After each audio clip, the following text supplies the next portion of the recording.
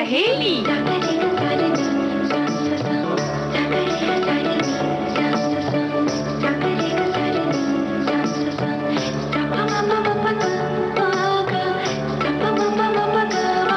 सखी सहेली।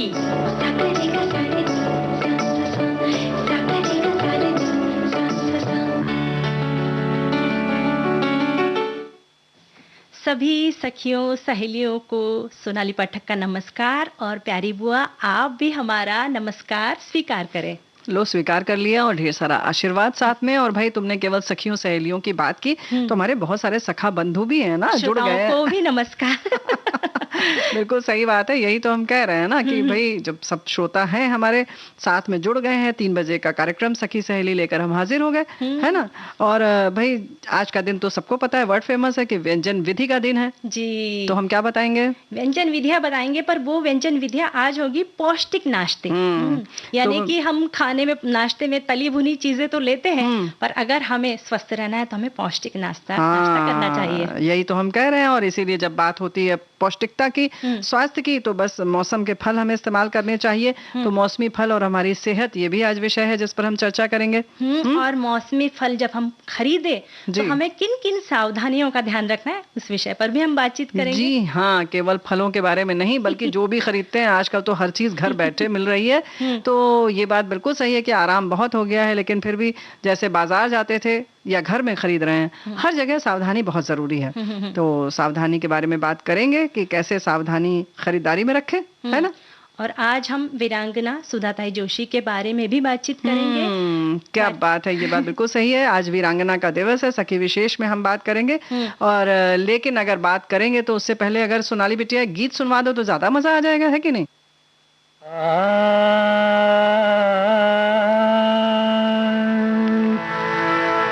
बहुत शुक्रिया, बड़ी मेहरबानी, मेरी जिंदगी में हुजूर आप आए। कदम चूम लूं या के आंखें बिछा दूं, करूं क्या ये मेरी समझ में ना आए। बहुत शुक्रिया।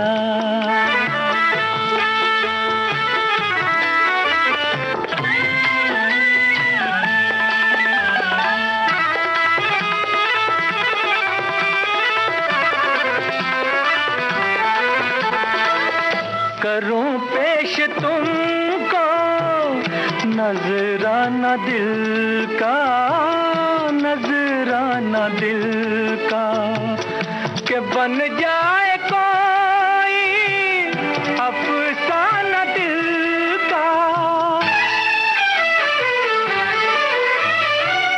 खुदा जाने ऐसी सुहानी घड़ी फिर, खुदा जाने ऐसी सुहानी घड़ी फिर मेरी जिंदगी में पलट के ना आए।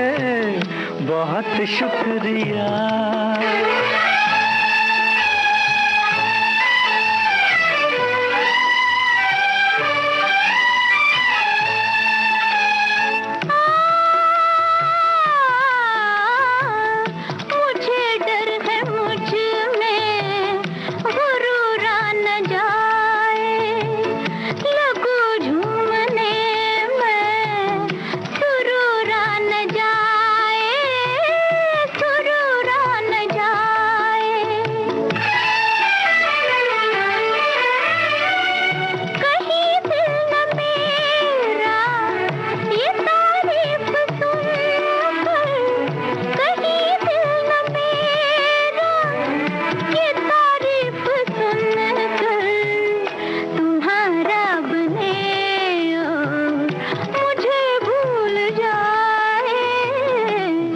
शुक्रिया, बड़ी मेहरबानी, मेरी जिंदगी में हुजूर आप आए।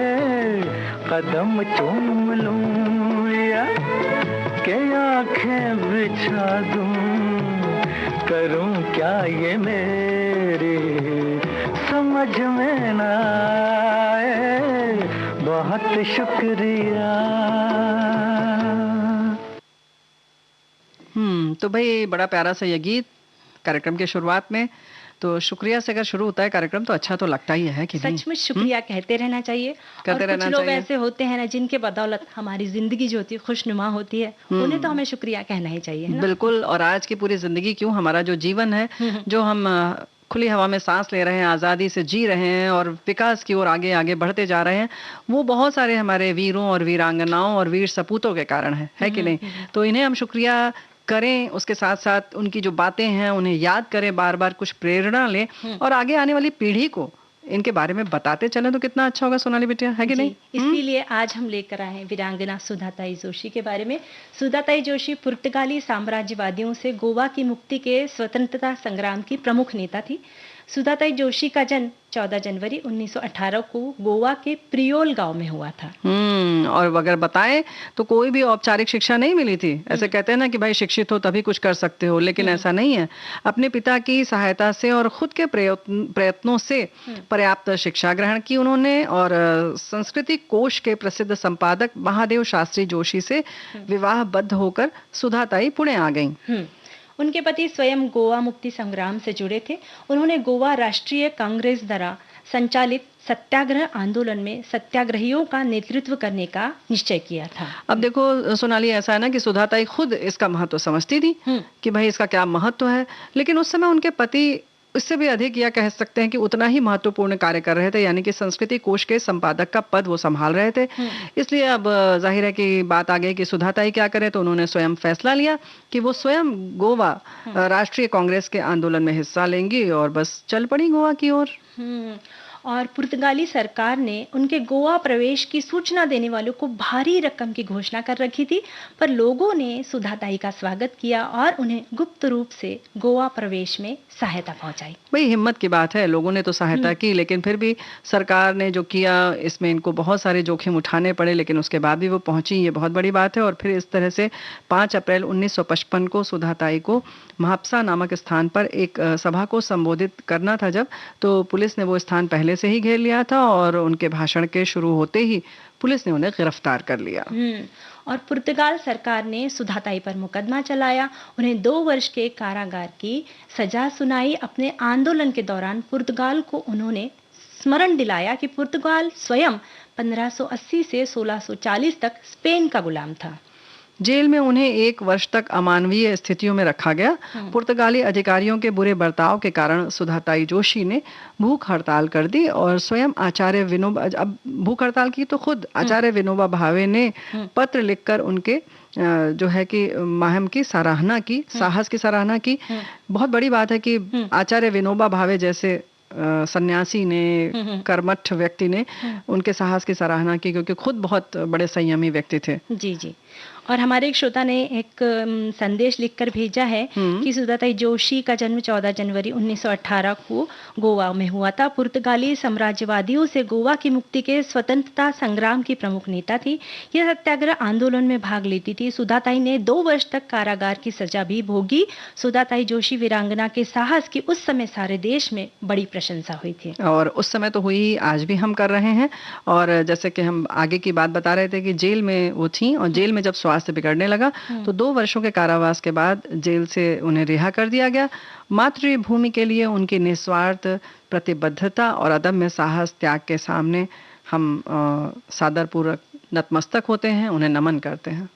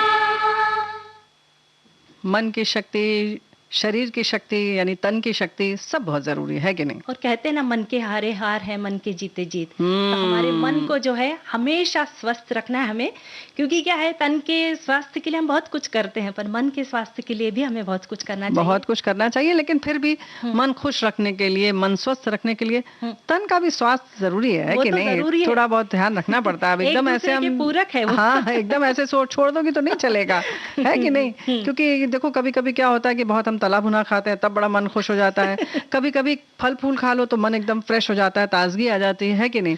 बस हमें दोनों के बीच में जो है संतुलन रखना है। और एक बात और है कि इसके लिए मन को तैयार करना भी बहुत जरूरी है कि ये अच्छा है, क्योंकि अक्सर हम मान लेते हैं कि बस तली भुनी चीज अच्छी है और ये फल जो है वो कुछ ऐसे नीरस लोगों के खाने की चीज है, या जैसे कि मूंग की दाल खानी है, अंकुरित चीजें खानी है, या सलाद खाना है, ये बड़े नीरस लोग खाते हैं। तो ऐसा नहीं है। और ऐसा भी होता है कि कुछ लोगों को लगता है कि फल खाना बहुत अच्छा है और ये तली भुनी चीजें खाना बेकार है। अच्छा तो लगता है, लेकिन खाते वक्त ऐसे लगता है कि ये बड़े साधु टाइप के लोग खाते हैं, है ना? तो ऐसा नहीं है, ये ना सोचे। लेकिन हमारी एक साथी ने बहुत अच्छी 2 पंक्तियां बस लिखे भेजी, हम उससे शुरुआत करते हैं। इन्होंने लिखा है फलों के बारे में, बड़ा अच्छा सा लिखा है। मैं ठहरा तूफान, तुम ठहरी प्यारी आम प्रिय, तुम ठहरी प्यारी आम प्रिय, मैं जब तुम्हें पाना चाहूं तुम छोड़ देती हो डाल प्रिय। क्या बात। तो ये बड़ी प्यारी सी इन्होंने पंक्तियां लिखकर भेजी है, बड़ी सुंदर, बहुत ही मीठी है, अच्छा लगा। फलों की तरह मीठी मीठी ये पंक्तियां हमारे साथियों ने और भी बहुत कुछ लिखकर भेजा है। और जाहिर है कि ये तो वर्ड फेमस है ना कि फल जो है हमारे स्वास्थ्य के लिए बहुत उपयोगी होते हैं और हमें बहुत सारे विटामिन मिलते हैं, फाइबर मिलता है, लवण मिलते हैं, खनिज तत्व मिलते हैं। तो बस खजाना है ये।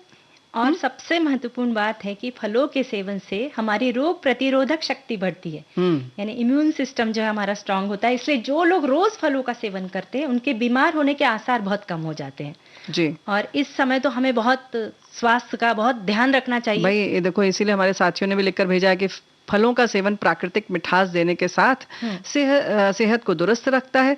कुछ महत्वपूर्ण बातें हैं जिनका ध्यान रखकर इसके सेवन से होने वाले नुकसान से बचा जा सकता है। हमेशा ताजे और मौसमी फलों का सेवन करें। संभव हो तो काटने छीलने के बजाय साबुत फलों को आहार में शामिल करें।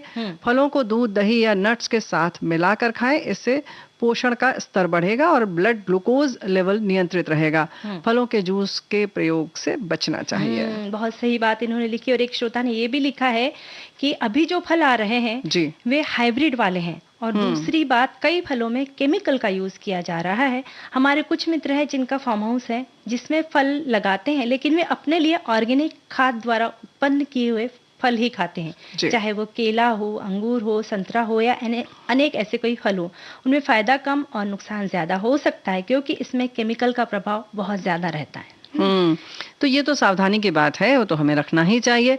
लेकिन जैसे कि हम सब बराबर कहते हैं, एक साथी ने ये भी लिखकर भेजा है कि आहार में भाई 3 हिस्सा रंग बिरंगे फल और सब्जियों का सेवन बुजुर्गावस्था में याददाश्त की कमी से बचा सकता है।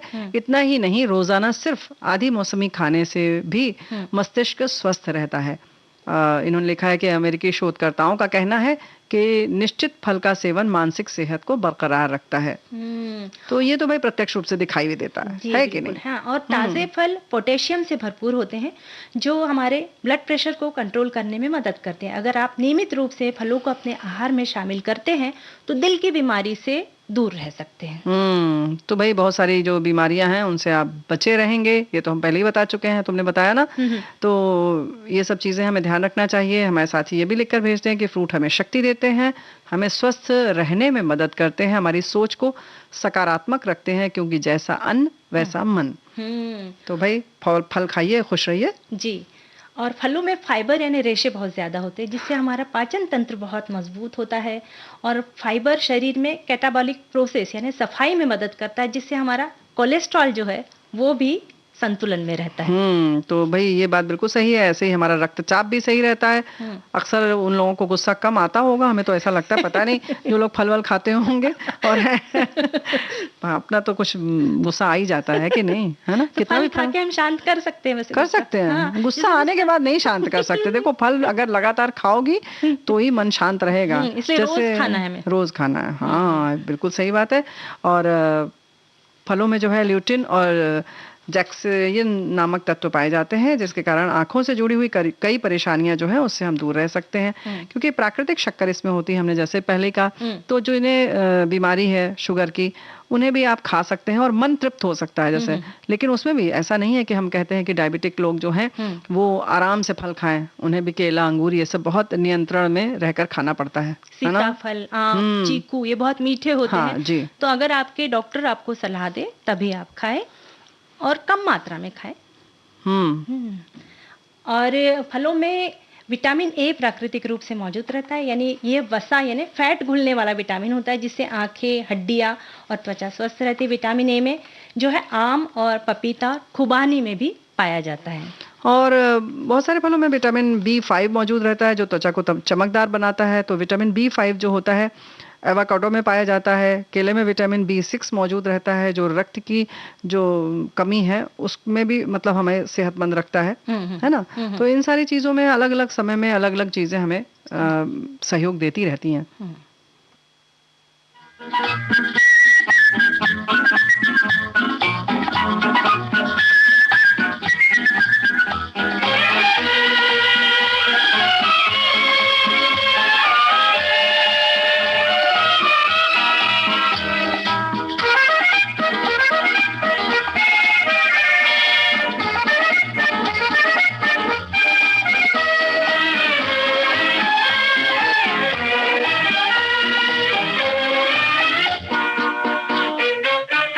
जिंदगी ख्वाब है, ख्वाब में झूठ क्या और भला सच है क्या।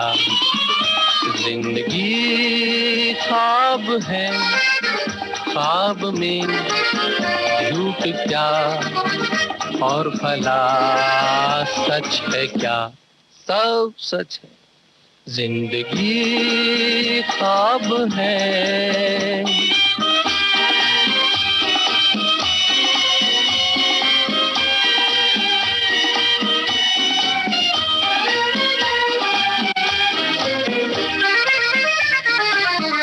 दिल ने हमसे जो कहा हमने वैसा ही किया।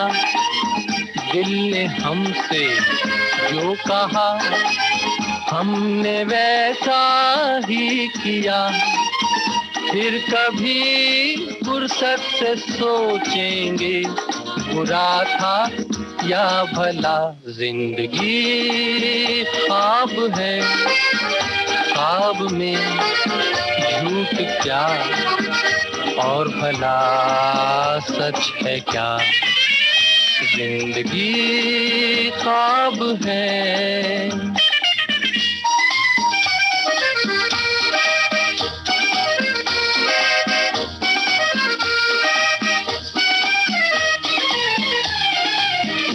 एक कतरा मैं का जब पत्थर के होठों पर पड़ा। एक कतरा मैं का जब पत्थर के होठों पर पड़ा। उसके सीने में भी दिल धड़का, ये उसने भी कहा क्या। जिंदगी ख्वाब है, ख्वाब में झूठ क्या और भला सच है क्या। जिंदगी ख्वाब है, ख्वाब में झूठ क्या और भला सच है क्या। सब सच। ख्वाब में हम तंदुरुस्त रहते हैं, तो अगर तंदुरुस्त रहना है तो फलों से नाता जोड़िए। लेकिन कभी कभी ख्वाब बड़े खराब भी आते हैं। अब जैसे ऐसे दौड़ते रह जाते हैं, दौड़ रहे हैं, पता नहीं कहाँ चले जा रहे हैं, और ऐसी थकावट आती है, लगता है कि दिन में फल खा लेते तो शायद रात में भी काम आता, लेकिन नहीं आता है ना, क्या बताएं। लेकिन चलो फिर भी भाई देखो ऐसा है कि फल, और अक्सर होता है सोनाली बिटिया कि लोग सोचते हैं जूस पी लो, लेकिन हाँ जब आप बहुत बीमार हैं तब तो ठीक है, लेकिन अगर आप सेहतमंद हैं, आपके दांत दुरुस्त हैं, तो भाई चबा चबा कर उसे खाइए, तो दांतों की, जबड़ों की भी जो व्यायाम है वो हो जाएगा और पूरे फाइबर ठीक से पहुंचेंगे तो दस्त भी ठीक होगा। तो क्योंकि बहुत सारी चीजें देखो, समस्या जो है कब्ज से होती है, तो ये तो सब लोग जानता है कि नहीं है। और हमारी ना लार में बहुत शक्ति होती है, उसमें बहुत पाचक तत्व होते हैं। जब हम फल चबा चबा कर खाते हैं तो लार में के जो पाचक तत्व उसके साथ घुल मिल जाते हैं और हमारा जो है पाचन तंत्र बहुत अच्छी तरह से चलता है। और जिन लोगों के दांत नहीं है ना, उन्हें भी कहेंगे कि कद्दूकस करके फिर खाइएगा, बिल्कुल पूरा उसको मिक्सी। तो तुम ये बताओ कि तुम सेब क्यों चाकू से काट काट के खाती हो? मैं तो ऐसे भी खा लेती हूँ। नहीं, तुम चाकू से काट काट के खाती हो, हमने कल देखा था। तो भाई ऐसा मत करा करो, अमरूद है, सेब है, ये सब साबुत लीजिए और पूरा चबा चबा कर काट कर खाइए। देखो हम जबड़ा पूरा खोलते हैं, पूरा मुंह खोलते हैं, है ना, तो कितना हमारा जो व्यायाम हो जाता है बिना किसी प्रयास के। तो भैया ये सब करते रहो तो दुरुस्त रहोगे। अनार, तरबूज, बेरीज में जो है इसमें बहुत लौह तत्व पाया जाता है, तो इससे हमारे जो होता है कि रक्त के निर्माण में सहायक होता है। तो तरह तरह के जो हमारे फल हैं वो अलग अलग मौसम में आते हैं और सब बहुत सेहतमंद होते हैं। और संतरा, मौसम्बी, बेर, अनानास, बेरीज, इन फलों में विटामिन सी पाया जाता है जो शरीर के ऊतकों को व्यवस्थित रखता है। विटामिन सी के कारण हमारे जो है दांत भी मजबूत रहते हैं। तो भाई एक फल कई काम और कई तरीके से हमें फायदेमंद होते हैं। और हमारे साथी तो बहुत सारी चीजें लिख रहे हैं। मौसमी के सेवन से होने वाले असर की जांच की तो पाया गया कि मौसमी में मौजूद एंटीऑक्सीडेंट मस्तिष्क की सेहत में सुधार करने में कारगर है। हर रोज सिर्फ आधी मौसमी खाने से भी मानसिक सेहत में गिरावट 30% तक कम करने में सहायता मिलती है। उन्होंने कहा कि सिर्फ मौसमी ही नहीं बल्कि गाजर, नारंगी, अंगूर जैसे फल के सेवन से भी मानसिक सेहत में गिरावट का जोखिम कम हो जाता है। तो ये सब सलाह बहुत अच्छी अच्छी दे रहे हैं हमारे साथी। लेकिन हमारे एक साथी ये भी लिख रहे हैं सोनाली बिटिया कि ये भी बहुत कहा जा रहा है कि आजकल फलों को छील कर खाया जाए, जैसे सेब है, क्योंकि उसपे कुछ कुछ केमिकल लगा रहता है। कुछ लोग कहते हैं कि उसपे मोम लगा रहता है। तो अब बताओ तो क्या करें, वो गरम करके पिघलाएं मोम? अब क्या करें? तो भाई ये सब चीजें देखनी पड़ेगी। थोड़ा खुर्चा जा सकता है, लेकिन हाँ जो चीज आपको लगता है कि उसमें मक्खियां बहुत पड़ी बैठी थी, गंदगी है, तो आप छील भी लें, थोड़ा छील लें जहां पर उसकी डंडी लगी होती है। बाकी कम अगर छिलके के साथ खाएंगे तो ज्यादा बढ़िया है। और मैंने एक जगह ये भी पढ़ा है प्यारी बुआ कि जो हम फल है खाते हैं उसके 1 घंटा पहले उसको थोड़ा पानी में भिगो दे। उसमें थोड़ा सा नमक भी डाल दो, तो उसमें जो कुछ प्रदूषित चीजें भी होगी निकल तो जाएगी, प्रभाव से थोड़ी कम हो जाएगी। देखो जरा, ये है वर्ल्ड फेमस बात कि हमारी सोनाली बिटिया बड़ी समझदार है, बड़ी अच्छी अच्छी बात की। लेकिन हमारे श्रोता भी कम समझदार नहीं। हमारे श्रोता ने ये भी लिखा है कि सब अलग अलग फल जो होते हैं उनका अलग अलग तासीर होती है। कुछ को खाने के पहले खा लेना चाहिए, कुछ को खाली पेट खाना चाहिए, कुछ के संग कुछ को मिलाना चाहिए। ये भी नहीं करना चाहिए कि बहुत सारे फल एक संग मिला दिए, क्योंकि सबकी जो है ना प्रकृति जो है, रसायन जो उनकी पद्धति है, बनावट है, वो अलग अलग है। तो रासायनिक बनावट जो है वो अलग अलग है। तो भाई उनको एक दूसरे में मिला ना दे, खिचड़ी ना कर दे। एक फल खाएं तो एक फल खाएं। और आयुर्वेद में ये भी कहते हैं कि कुछ लोग ना दूध के साथ फल डाल के और भी खाते हैं, पर दूध और फल का मिश्रण स्वास्थ्य के लिए अच्छा नहीं होता है। सिर्फ उसमें आम जो है एक वो ही एक फल है जो दूध के साथ। केला भी नहीं खाना चाहिए ऐसा कहते हैं। तो पर वो हम लोग तो वैसे ही करते हैं, स्मूदी बनाने का चलन है कि उसको केले को डाल दिया, दूध सब तरीके के शेक बनते हैं, उसमें शहद डाल दिया और बच्चे को गिलास भर पिला दिया। पर आयुर्वेद में ये मना है। तो ध्यान रखिए, इस बात का ध्यान रखें और ठीक से पढ़ पुढ़ के खाएं। लेकिन फल ऐसे ही खा लें अलग से तो ज्यादा बेहतर है कि नहीं, और दूध अलग से पी लें। और डॉक्टर्स ये भी कहते हैं कि 2 भोजन के बीच में फलों का सेवन करना चाहिए, क्योंकि फल भी पचने में वैसे भारी होते हैं, समय लेते हैं। जैसे अब सुबह का नाश्ता कर लिया 9 बजे और 1 बजे खाना खाना है, तो फिर 11 बजे हल्की सी भूख लगती है हमें, उस वक्त फलों का सेवन करें। या फिर सुबह 1-1:30 बजे खाना खाए, फिर रात का खाना हम 8 बजे खाने वाले, तो 5-6 बजे जब हमें भूख लगती है उस वक्त फल का सेवन करें। यही तो हम कह रहे हैं कि एक जो है उनको पचने का समय दो इत्मीनान से, और जो वो सेहतमंद की बातें हैं, सेहत में हमारे फायदेमंद चीजें हैं, वो धीरे धीरे शरीर में पहुंचे, वो अपना पूरा काम करे, तब आगे का खाना खाया जाए। लेकिन चाय कब पी जाए? चाय पी लीजिए 4 बजे, अच्छा, और 6 बजे फल खा के फिर इवनिंग वॉक पे निकल जाए घूमने के लिए। चलो ठीक है, पहले कार्यक्रम खत्म करेंगे तभी तो जाएंगे इवनिंग वॉक पे। और फिलहाल क्या बात ना कि फल जो है स्थानीय विक्रेता से खरीदे, जो बेचारे बहुत दूर से गांव से सिर में टोकरियों में भर के लेकर आते हैं, तो और उनसे खरीदते वक्त ना मोल भाव ना करे। लो कर लो बात। तुम कैसी बात कर रही हो? खाना कैसे पचेगा तुम लोगों को? नहीं तो हम जैसे मॉल में जाते हैं, वो जो रखा है जितना हम लोग फट से पेमेंट करके निकल जाते हैं, पर ये जो विक्रेता होते हैं उनसे जब हम खरीदते हैं कुछ चीजें तो बहुत आनाकानी करते हैं। बिल्कुल सही तुमने कहा बिटिया, ये बहुत अच्छी बात है, ये मानवीय बात है कि हम उनसे आनाकानी बहुत करते हैं और ये नहीं सोचते कि हम क्यों कर रहे हैं इतनी जद्दोजहद, तो पचेगा कैसे। तो पचने की अगर बात आती है तो ये हमें सोचना है, तो हम तो पाचन की बात कर रहे हैं, उन्हें भोजन कैसे मिलेगा अगर हम उन्हें कम पैसे देंगे तो, है कि नहीं। तो उनका भी हमें ख्याल रखना चाहिए और प्रोग्राम के बीच में हमें अंतराल का भी ख्याल रखना है। तो लेते हैं एक अंतराल।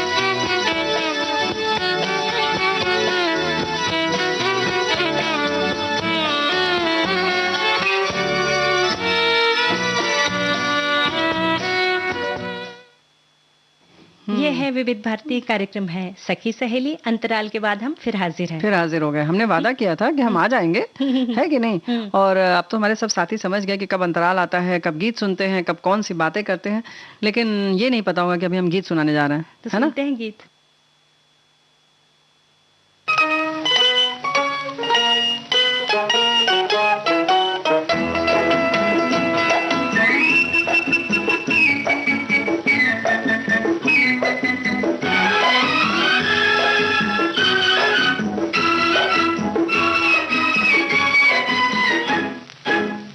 जरा संभालिए अदाएं आपकी कि मेरे हाथ से दिल मेरा जाने लगा। जरा संभालिए अदाएं आपकी कि मेरे हाथ से दिल मेरा जाने लगा। ना ऐसे रोकिए निगाह प्यार की कि जिंदगी में अब कुछ नशा आने लगा। ना ऐसे रोकिए निगाह प्यार की।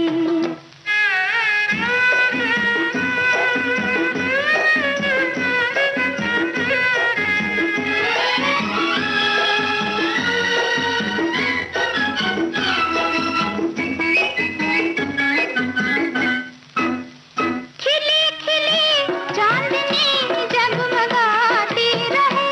हर घड़ी प्यार की मुस्कुराती रहे। सुहानी चांदनी में दिल कहीं खो जाए ना। जरा संभालिए अदाएं आपकी कि मेरे हाथ से दिल मेरा जाने लगा। ना ऐसे रोकिए निगाह प्यार की।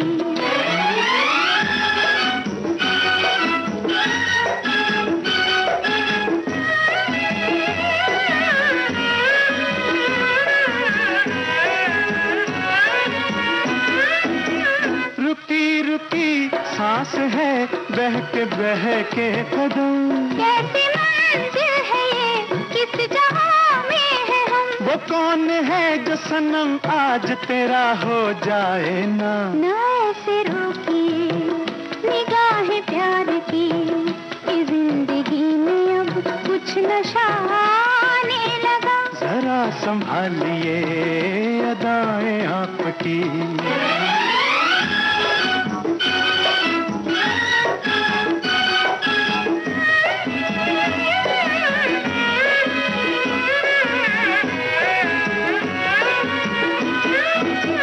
चलो चले प्यार को हम बढ़ाते हुए। सारी दुनिया की नजरें झुकाते हुए। तेरे बगैर पिया तो हमें चैन आए ना। जरा संभालिए अदाएं आपकी कि मेरे हाथ से दिल मेरा जाने लगा।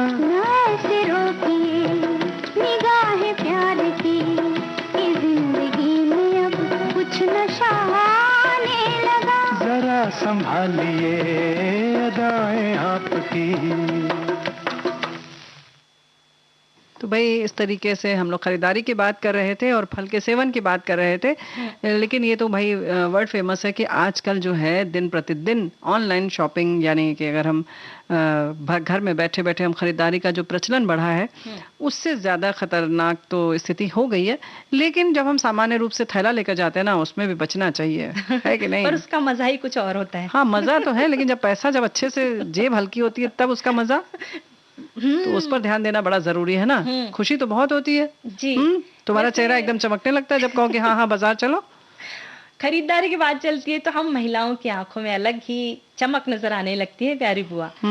पर खरीदारी करने से पहले एक बात हमें गांठ मार लेनी चाहिए कि जितनी हमारी चादर है उतने ही पाँव पसारने। बिल्कुल। क्योंकि क्या है ना कि बाहर गए तो फिर भूल ही जाते कि भाई हमारी जेब में कितने पैसे हैं, हमें कितना खर्चा करना है। तो इस बात का हमें बहुत खास ध्यान रखना चाहिए। बिल्कुल सही कह रही हो।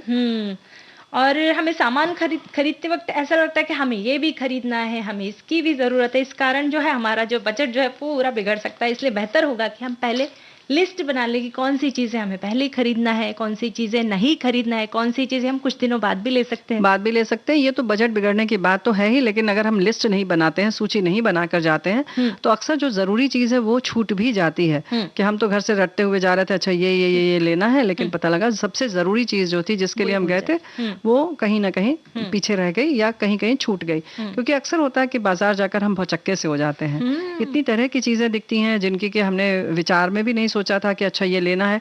उसका इतना अच्छा कुछ हमें दिख जाता है उत्पाद, या उसका कुछ ऐसी पैकिंग ऐसी होती है, पैकेजिंग, कि हमें लगता है अरे ये खरीद लो, बड़ा जरूरी है, और ये नई चीज आई है तो ले लो। तो कुछ ये सब चीजें हैं जो लुभाती हैं हमें बाजार में जाने पर, तो हम कहीं भ्रमित हो सकते हैं। तो तैयारी पूरी होनी चाहिए, है कि नहीं? और जब हम सेल में खरीदारी करते हैं, हाँ। अभी अब त्योहारों का मौसम है तो बहुत जगह पर सेल लगी होती, तो उसमें क्या नियम है उससे भी हमें जांच लेना चाहिए। क्योंकि कभी कभी ऐसा होता है ना कि जो सेल में खरीदी गई चीजें फिर से वापस नहीं लेते हैं जी। कि अगर कपड़े अगर हमारी साइज के हैं तो ठीक है, पर अगर हमको घर जाके छोटा हो गए तो वो हमें किसी को यूं ही देना पड़ेगा, क्योंकि वो हमारे बिना काम का हो जाएगा, काम का नहीं रहेगा। और खरीदारी में सेल जब लगती है तो यही होता है कि उसमें काफी छूट मिलती है, तो बहुत भीड़ रहती है। तो अक्सर हम वहां पर अगर हमें नापने का स्थान मिलता भी है तो हम नापते नहीं है कि अरे इतनी लंबी लाइन में कौन लगे, ठीक है हमें ये आ जाएगा। बस ये जल्दबाजी ना करें, भले ही आप थोड़ा सा इत्मीनान से जाएं, समय लेकर जाइए और इससे बचिए कि आपको वापस नहीं करना है। क्योंकि अक्सर यही होता है सेल वाली चीजों में, वो वापस नहीं लेते हैं और हम जल्दबाजी में ये देखते नहीं, हम सोचते हैं ठीक है अभी ले लो, बदल लेंगे आकर, है ना। और जैसे हमारी जैसे खूब सारी सखियां घेर कर खड़ी हुई है सेल में, तो उसे लगता अरे ये इतनी अच्छी चीज है, जो कुर्ती है ये ले रही, उससे पहले मैं क्यों ना ले लूं, इसलिए हम जल्दी जल्दी में ले लेते हैं। पर कभी कभी ऐसा होता है ना कि जल्दबाजी में जो हम निर्णय लेते हैं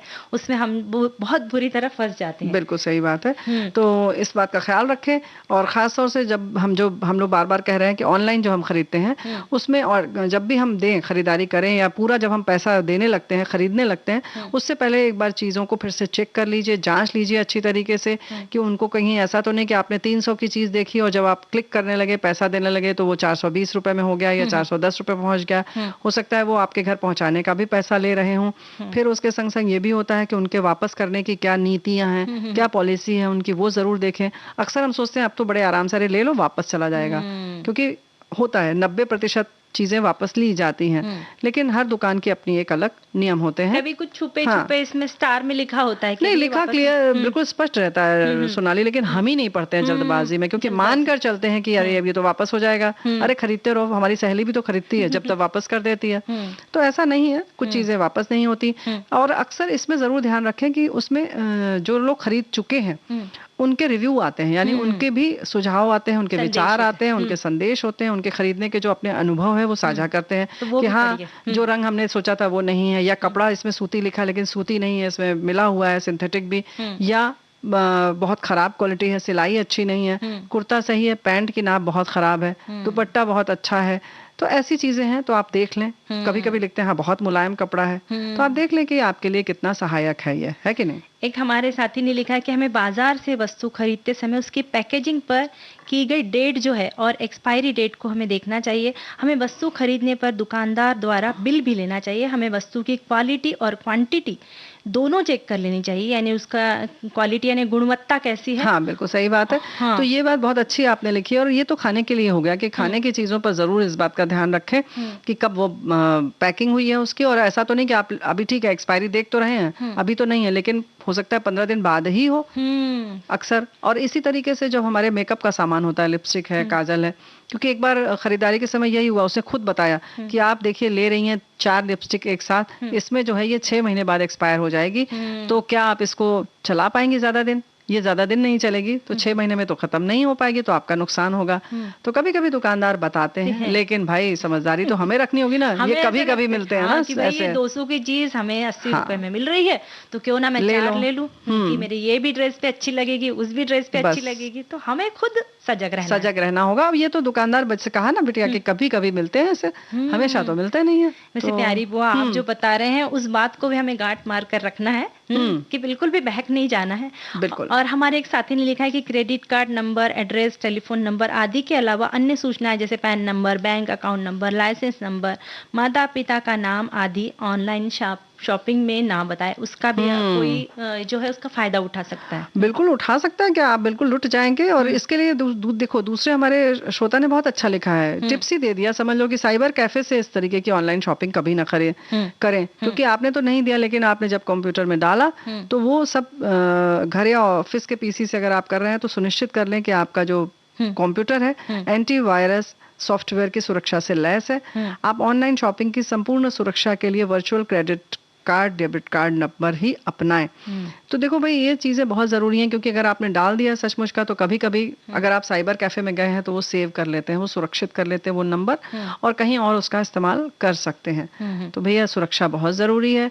और हमें तो लगता है आप मोबाइल से भी जब खरीदते हैं तो बार बार उसका नंबर डालें, अकाउंट नंबर या ओटीपी आने वाला जो व्यवस्था है, सिर्फ उसी के मार्फत आप पैसे जमा करें, है ना। नहीं तो धोखेधड़ी की पूरी संभावना है। तो भाई हम तो यही चाहते हैं ना कि आपका पैसा सुरक्षित रहे और आप जब खरीदारी करें तो खुश हों।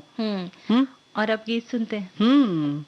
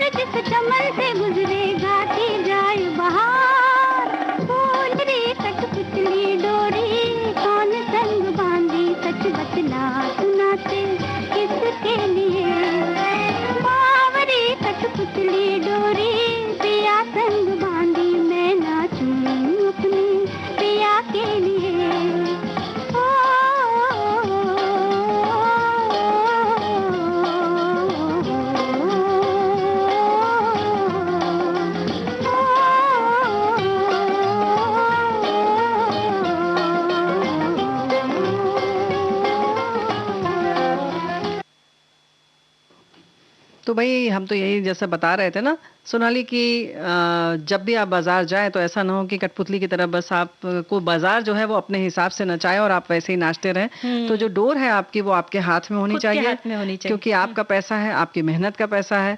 तो खुश रहें, जब भी खरीदारी करके लौटें तभी अच्छा लगेगा, क्योंकि एक आत्मसंतुष्टि होती है। जब आप लौटते हैं तो लगता है हाँ आज की जो खरीदारी हमने की थी वो एकदम सही थी, है ना। यानी इसमें आज हमने बहुत ज्यादा भी खरीदारी नहीं की जी। और कुछ ऐसी भी चीजें नहीं छोड़ी जिसकी हमें जरूरत थी, या जो भी हमने पैसा दिया वो पूरा पैसा वसूल था, है कि नहीं, वो जरूरी है। तो हर कोई चाहता यही है, लेकिन गलती तो कहीं ना कहीं हो ही जाती है। ऐसे ही जब हम कुछ खाना पकाते हैं तो हम चाहते हैं कि भाई सेहत भी अच्छा रहे, स्वाद भी अच्छा रहे, सेहत भी हमारी अच्छी रहे।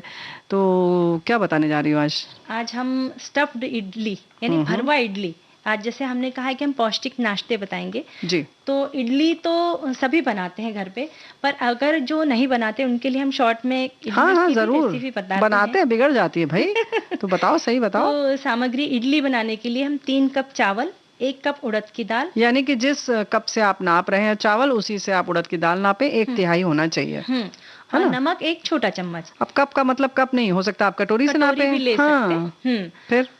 फिर सबसे पहले दाल और चावल को अलग अलग पानी में भिगोकर 5-6 घंटे तक वैसे ही रखिए। फिर पानी हटाकर महीन पीसकर उसे फिर से 5-6 घंटे के लिए ढक कर रख दे, यानी हम उसे उसमें खमीर उठ जाएगा। वो जो हमारा जो इडली का जो ये है वो पिसा घोल है, वो फूल जाएगा। बिल्कुल। अब ये इसे हम रख देंगे वैसे। अब जब जैसे हमने कहा कि भरवा इडली है तो हम भरावन की हम सामग्री बता रहे हैं। 3 से 4 उबले हुए आलू, तेल 1 बड़ा चम्मच, राई जीरा 1 छोटा चम्मच, हींग 1 चुटकी, कड़ी पत्ता, हरी मिर्च, हल्दी, मिर्ची, 1 प्याज और बारीक कटा हरा धनिया। तो सबसे पहले हम जो भरावन की सब्जी है वो तैयार कर लें। हाँ, यही तो हम कह रहे हैं। तो सबसे पहले हमें क्या करना है, कढ़ाई में तेल डालना है और उसमें राई जीरा तड़काएं, फिर हरी मिर्च, प्याज, कड़ी पत्ता, हींग डाले और प्याज सुनहरा होने पर हल्दी मिर्ची डाले और फिर आलू जो हमने उबाल कर रखे थे ठंडे होने के बाद उसे काट लीजिए और फिर उसे उसमें डाल दीजिए और अच्छे से उसको मिक्स करके उसमें नमक डाल के, यानी आलू की सब्जी जो हम बनाते हैं डोसे के साथ में भी बनाते हैं इस तरह की सब्जी, या पूरी के साथ में भी खाते हैं, तो इस तरह से ये सब्जी बना ले। और अब हमें क्या करना है कि इडली का जो साचा है उसमें पहले तेल लगा ले और उसमें 1 चम्मच यानी बिल्कुल थोड़ा सा जो है इडली का जो घोल हमने बनाकर रखा था वो डाले। उसके ऊपर हमें जो है आलू की सब्जी जो बनाई थी हमने उसकी छोटी छोटी टिकिया बनाना है। अच्छा। और उसके ऊपर रख दी, उसके बाद फिर 1 और चम्मच हमने वो घोल डाल दिया। इसी तरह से हमें पूरा जो साचा है वो भर देना है और उसको 15 मिनट तक भाप पर हमें वो पकाना है। अच्छा। अगर कुकर में रख रहे हैं तो कुकर की सीटी निकाल दें और ठंडा होने के बाद में जो इडलियां है ना इसको 4-4 टुकड़ों में काट के, या तो आप थोड़े डाइट कॉन्शियस हैं तो ऐसे ही चटनी के साथ खा सकते हैं, पर आपको अगर कुछ मजेदार खाना पसंद है तो आप उसे ये जो 4-4 टुकड़े इनको फिर से आप थोड़े से तेल में तड़के के साथ में फ्राई करके ऐसे ही खा सकते हैं, यानी छौंक लगा सकते हैं उसमें। चाहे तो आप कड़ी पत्ता भी डाल लें और मिर्च वगैरह जो आप डालना चाहते हैं वो डाल लीजिए। और ये जो चीज है ना, ये जो पदार्थ हमने जो बताया ये बच्चों को भी टिफिन में दे सकते हैं।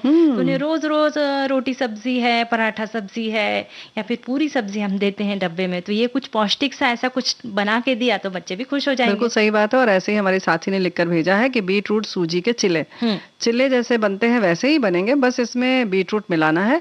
सूजी को दही में भिगोकर रख लें, दही नहीं है तो पानी में भी भिगोकर रख लें और 1 बीट रूट को घिस लें, 1 प्याज भी बारीक काट लें। अगर डालना चाहे तो मतलब प्याज के लिए इन्होंने लिखा है, चाहे तो आप न डालें चाहे तो डाल लें। और इसके साथ साथ स्वाद के लिए हरी मिर्च और अजवाइन, नमक, इन सभी को मिला लें और तवा पर चिल्ले को सेक लें। तो बहुत सुंदर लालीपन लिए हुआ होता है, इन्होंने लिखा है स्वादिष्ट होता है, पौष्टिक है और झटपट तैयार भी हो जाता है। और अगर आप दही में नहीं भिगो रहे हैं तो इसमें थोड़ा सा खट्टापन लाने के लिए नींबू का रस मिला लें।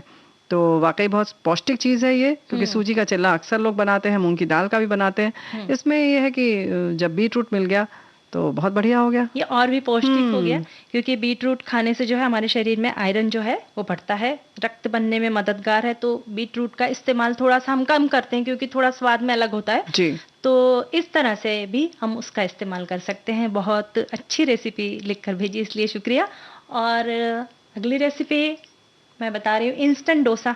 अब जैसे अब मैंने बताया कि इडली बनाने के लिए 5-6 घंटे भिगो के रखो, फिर उसे खमीर आने के लिए 5-6, यानी इसको 1.5 दिन का समय जाता है कि अभी भाई हमें कल डोसा खाना है तो आज से तैयारी करना है। पर कभी कभी ऐसा होता है ना प्यारी बुआ कि आज ही ऐसा बहुत मन कर रहा है कि क्यों ना डोसा खाऊं मैं, पर अब इंस्टेंट कैसे बनाए, तो उसकी भी हम एक रेसिपी बता रहे हैं कि सामग्री है 1 कप सूजी यानी रवा और 1 कप पोहा, 1 छोटा चम्मच फ्रूट सॉल्ट और 1 छोटा चम्मच नमक। बस इतनी छोटी सी सामग्री है जो हमारे घर पे हमेशा उपलब्ध रहते हैं। बिल्कुल। तो सूजी और पोहे को अलग अलग मिक्सी में पीस लेना है। पहले हमने सूजी को मिक्सी में डाला, उसको अच्छे से महीन पीस लिया, पाउडर बना लिया। फिर पोहे को भी हमने वैसे ही मिक्सी में पीस लिया।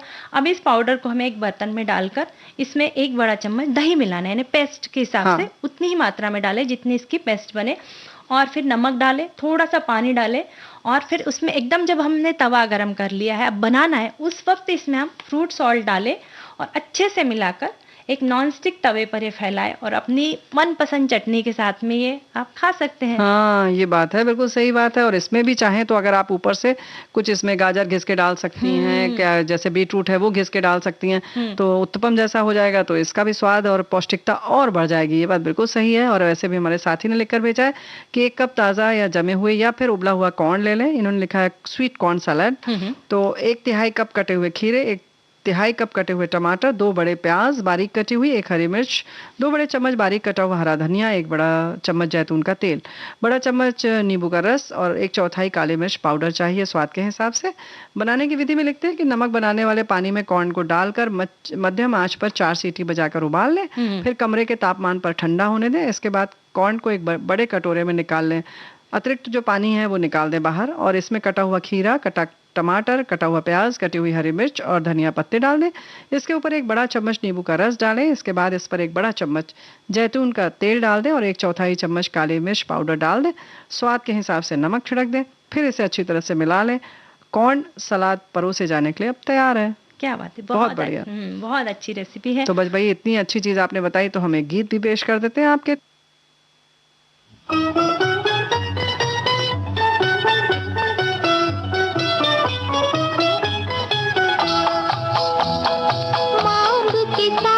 तुम्हारा मैंने मांग लिया संसार, मांग के साथ तुम्हारा मैंने मांग लिया संसार, मांग के साथ तुम्हारा मैंने मांग लिया संसार, मांग के साथ तुम्हारा।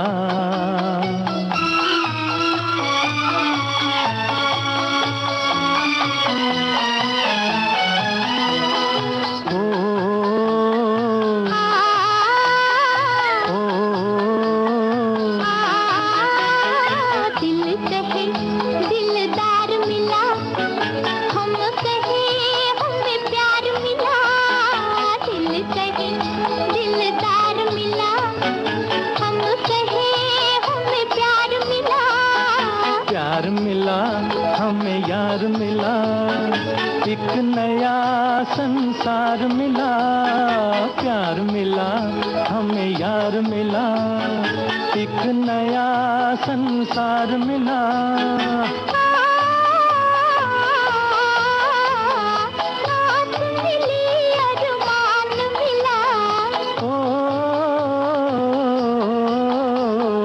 जीने का सामान मिला, मिल गया एक सहारा। मांग के साथ तुम्हारा मैंने मांग लिया संसार, मांग के साथ तुम्हारा।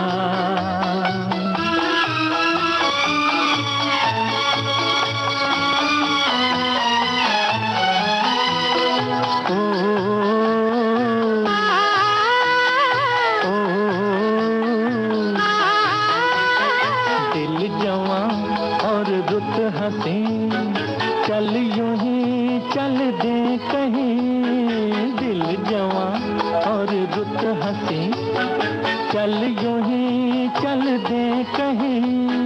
तू चाहे ले चल कहीं, तुझ पे है मुझको यकीन, तू चाहे ले चल कहीं।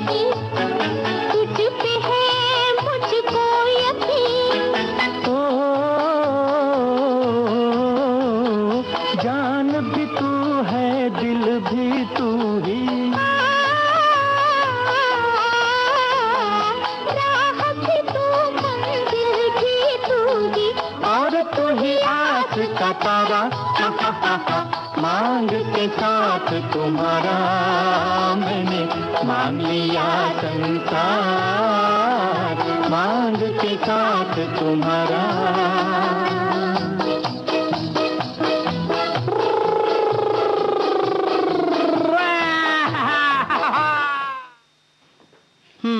तो भाई मजा तो बहुत आता है जब किसी के संग कुछ बनाया जाए, खाया जाए, यही तो हम कह रहे हैं कि नहीं? अब क्या बताने जा रही हो? प्यारी बुआ आपने कहा है तो हम बता ही देते हैं। बताओ। हम ऑयल फ्री पोहा बनाएंगे, क्योंकि आपने ऐसे येलो कलर का जो तेल वाला पोहा तो खाया होगा, तो ऑयल फ्री पोहा है। इसमें 2 कटोरी मोटा पोहा लेना है, 1 प्याज, 1 टमाटर, 2 हरी मिर्च, बारीक कटा हरा धनिया, 1 नींबू का रस, नमक, शक्कर, आधी कटोरी गीले नारियल का जो है कद्दूकस किया हुआ जो किस है वो, और 1 कटोरी अनारदाना, आधी कटोरी भुने हुए मूंगफली के दाने। अच्छा। तो विधि हम बता रहे हैं कि पोहे को पानी में धोकर तुरंत छाननी में डालें और बाकी सब तैयारी करें, यानी काटने का काम करें। अब एक बर्तन में पोहा, प्याज, टमाटर, हरी मिर्च, धनिया, नारियल का कीस, अनारदाना, मूंगफली के दाने, नींबू का रस, 1 नमक, 1 छोटा चम्मच और थोड़ी सी शक्कर के दाने डालकर उसे अच्छी तरह से मिलाएं। अच्छा। और इस ऑयल फ्री पोहे को सर्व करें। और इसमें आप अगर बारीक कटी हुई ककड़ी और गाजर भी डाल सकते हैं तो वो भी इसका स्वाद जो है बढ़ा देगा। अरे वाह, मतलब गैस की जरूरत ही नहीं है, बिल्कुल आँच की जरूरत नहीं है। वाह। और और हमारे साथी ने ये भी लिखकर भेजा है कि पौष्टिक नाश्ते में लौकी के चिले भी खा सकते हैं। लौकी के फायदे तो सब जानते ही हैं कि भाई आंखों की रोशनी बढ़ाते हैं, वजन कम करता है और पाचन में भी अच्छा रहता है। तो लौकी के छिलके को छील कर कस लें, फिर उसमें हरी मिर्च, अदरक, लहसुन, हरा धनिया, चम्मच भर ओवा, जीरा, नमक, हल्दी डाल दें। फिर उसे बगैर पानी डाले जितना उसमें हो सकता है गेहूं का आटा, ज्वार का भी आप डाल सकते हैं, आधा कटोरी बेसन, आधा कप चावल का आटा डाल दें। फिर उसे अच्छी तरह एक सा मिला लें, एक जीव कर लें, ये लिख रहे हैं। और तवे पर चिले बना लें, कम से कम तेल में आप बना सकते हैं, टमाटर की चटनी के साथ खाइए और खिलाइए। तो बहुत बढ़िया। इतनी पौष्टिक रेसिपी जो है हमारे श्रोतागण भी लिखकर भेज रहे हैं। तो सचमुच ये हम ट्राई करेंगे घर पर, और श्रोताओं को हमने आज जो रेसिपीज दी है वो भी ट्राई करेंगे और हमें बताएंगे कि कैसी लगी ये रेसिपी। बिल्कुल बिल्कुल बताते हैं, और अक्सर ये बताते भी हैं कि इन्होंने क्या बनाया। लेकिन ये कार्यक्रम के अगले भाग में हम सुन पाएंगे भाई कि इन्होंने क्या बनाया, क्या नहीं बनाया, क्योंकि भाई ये तो वर्ल्ड फेमस बात है कि जब समय समाप्त होता है तो हम आप सबसे विदा लेते हैं। तो विदा लेने का वक्त आ चुका है। तो आप सभी को सोनाली पाठक और प्यारी बुआ का नमस्कार।